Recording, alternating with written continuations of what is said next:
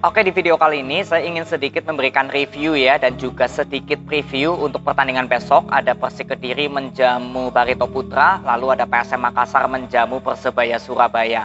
Ya, lalu saya ingin mereview sedikit untuk Madura United dan juga PSS Sleman dengan Persita Tangerang. Ya, Madura United kemarin sempat tertinggal 2-0 lalu comeback menjadi 3-2, sedangkan untuk PSS Sleman lawan Persita hasil akhirnya 3-3. Nah, untuk Madura United dulu, di pertandingan kemarin saya nonton di babak kedua, karena di babak pertama saya memang cukup sibuk lah setelah ada acara, jadi cukup sibuk, nggak bisa nonton dari babak pertama. Jadi ketika masuk di babak kedua, kedudukan masih 0-2 ya, itu Madura United masih 0 ya. Nah, itu saya baru melihat permainan Madura United, dan memang jelas ya, kalau dari skema permainan bola possession Madura United ini sangat konsisten. Ya, cuma ya sudah berapa kali saya bilang, terutama di video sebelum ini ya, saya katakan kalau pertahanan inilah yang selalu saya akan kawal untuk Madura United. Kemarin saya baru buat videonya sebetulnya, kenapa justru ketika Madura United lawan Persija bisa clean sheet, kenapa nggak menjadi tolak ukur saya, karena memang Persija Jakarta juga kelemahannya di sektor depan. Ya, jadi tergantung musuhnya siapa Madura United ketemunya. Nah, kebetulan lawan Persikabo, di mana Dimas Derajat ya, gol pertama ada kesalahan dari Mahler yang sempat terjatuh, lalu gol kedua juga itu cukup bagus, kualitas Dimas Derajat ya, bisa memberikan shoot dari luar kotak penalti, yaitu kalau saya bilang memang kualitasnya Dimas Derajat. Tapi di situ juga nggak ada yang mengcover ya, atau berusaha untuk menutupi ketika Dimas Derajat posisinya cukup bebas lah untuk melakukan pressing. Jadi memang boleh disimpulkan kalau pertahanan Madura United, saya sudah mengatakan kalau ya terkadang untuk musuh gitu menciptakan gol itu cukup mudah gitu loh prosesnya. Ya, jadi ini tinggal kembali lagi ke kualitas pemain aja. Ya, ini yang sudah berapa kali saya bilang ya, tinggal evaluasi di perform pemainnya aja.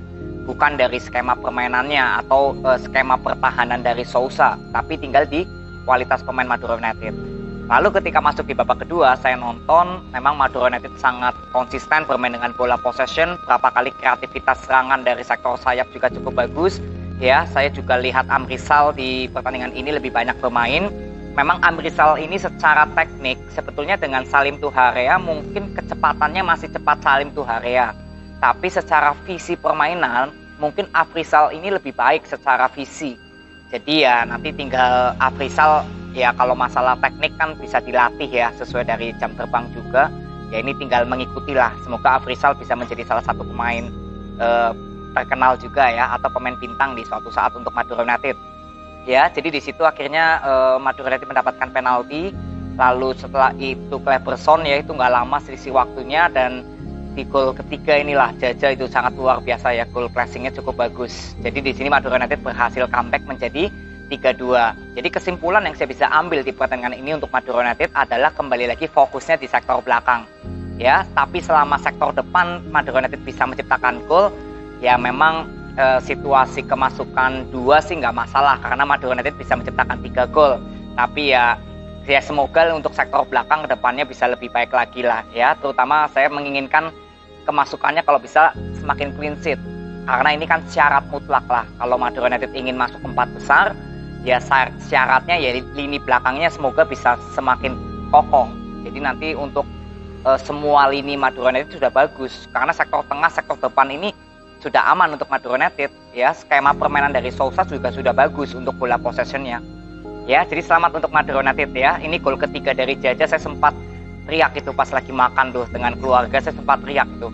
Ya, karena golnya cukup bagus dari luar kotak penalti ya, masuk ke tiang pojok kanannya Persikabo. Ya, jadi selamat untuk Madura United ya, untuk mendapatkan tiket di 4 besar ini sangat terbuka lebar. Lalu next ya, saya ingin bahas dari Persik Kediri dengan Barito. Ini tinggal kembali lagi ke skema permainan. Sebetulnya Persik Kediri dari skema permainan sudah cukup bagus. Walaupun kemarin kalah lawan Persis Solo, tapi saya sudah mengatakan kalau sebetulnya kelemahan dari Persik Kediri ini tinggal di masalah penempatan pemain. Ya, berapa kali Bayu Otto yang selalu ditempatkan sama dengan posisinya Renan Silva, ini yang saya bilang berapa kali justru permainan sektor sayap Persik itu nggak terlalu bisa maksimal. Ya, paling hanya mengandalkan posisinya Sawyer. Kebetulan Sawyer ini juga posisinya kan biasanya pindah-pindah ya, biasa bisa di kiri, bisa di kanan.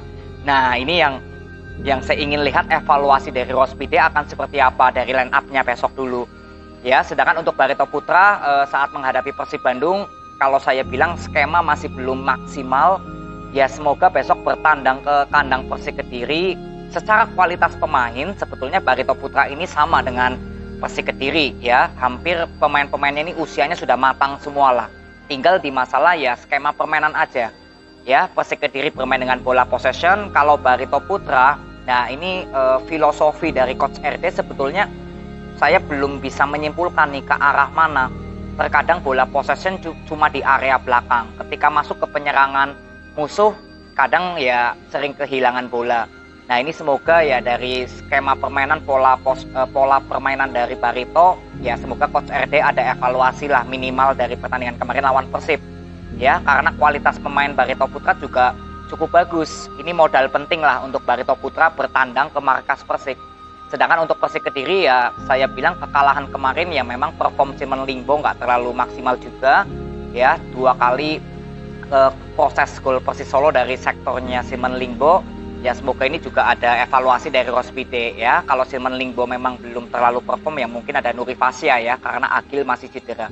Ya, jadi nanti kita akan lihat di video preview untuk pertandingan dari Persik Kediri dengan Barito Putra. Semoga tim kesayangan kalian bisa meraih 3 poin.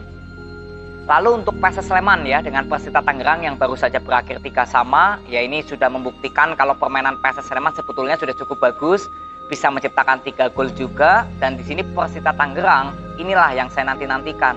Ya, walaupun bermain sebagai tim tamu, harusnya Persita Tangerang bisa bermain seperti ini pada saat menghadapi Persebaya. Harus mencari kemenangan karena posisi dari Persita ini kan belum aman. Ya, tapi ya inilah kesimpulan saya, nggak terlalu banyak masukan ya sebetulnya untuk PSS Sleman maupun Persita.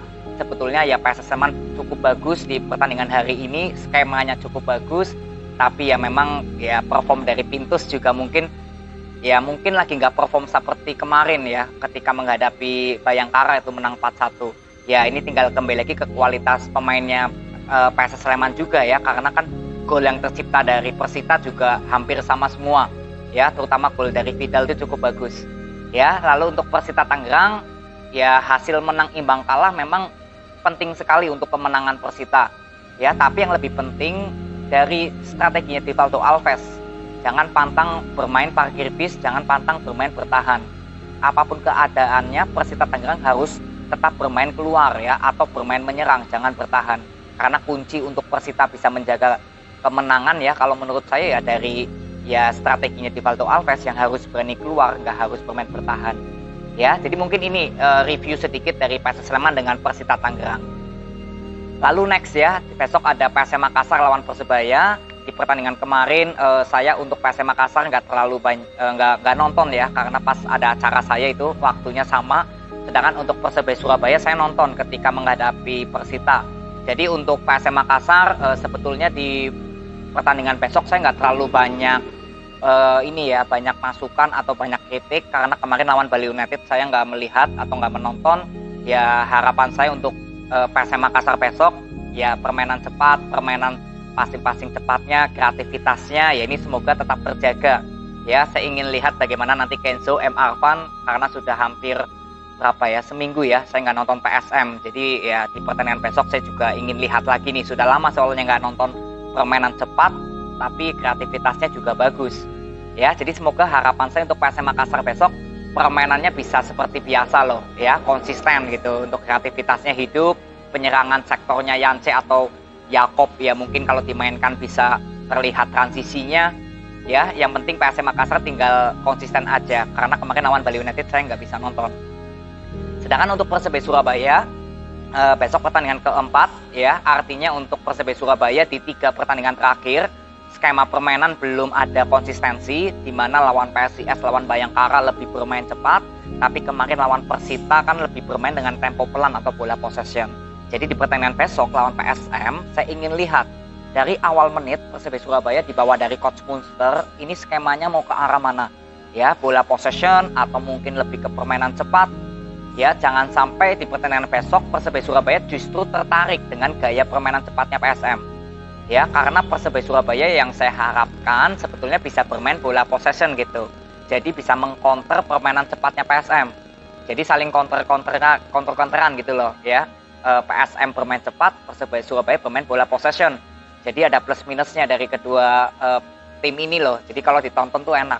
Ya ini harapan saya untuk Persebaya Surabaya seperti lawan Persita kemarin. Tapi nanti kita akan lihat di atas lapangan Persebaya Surabaya akan bermain dengan pola seperti apa. Ini yang pertama saya akan nonton dulu. Lalu yang kedua, kesimpulannya ya apakah Persebaya Surabaya terpancing dengan gaya permainan cepatnya PSM. Nah ini saya juga ingin lihat ya. Jadi paling ini aja untuk preview pertandingan besok dan juga review di pertandingan kemarin dan tadi. Semoga tim kesayangan kalian untuk Persik Kediri, Barito, PSM, Persebaya bisa meraih 3 poin ya untuk tim kebanggaan kalian. Lalu untuk Madura United selamat meraih 3 poin, dan untuk PSS Sleman Persita ya tetap semangat, semoga hasil positif bisa didapatkan di pertandingan berikutnya. Ya, jadi ini aja, terima kasih, semoga bermanfaat. See you.